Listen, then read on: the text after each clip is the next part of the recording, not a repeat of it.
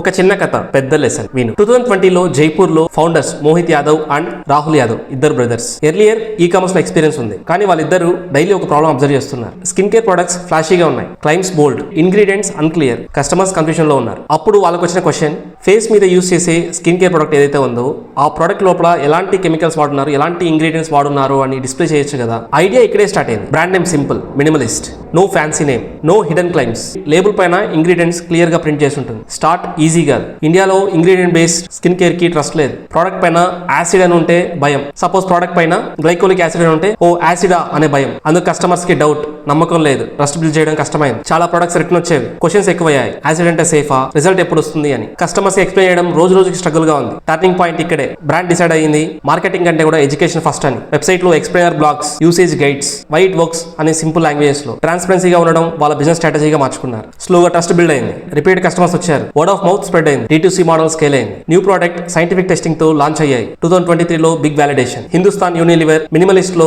Majority stake acquire చేసింది. Indian startup ని global FMCG giant గా రికగ్నైజ్ చేశారు. ఇప్పుడు Minimalist clean skin care symbol, science first brand. ఇండియాలో fast growing skin care name. Lesson simple, noise create చేయడం కాదు, clarity ఇవ్వడం, ట్రాన్స్పరెంట్ గా ఉండడమే బ్రాండ్ పవర్ అని మినిమలిస్ట్ కంపెనీ ప్రూవ్ చేసింది.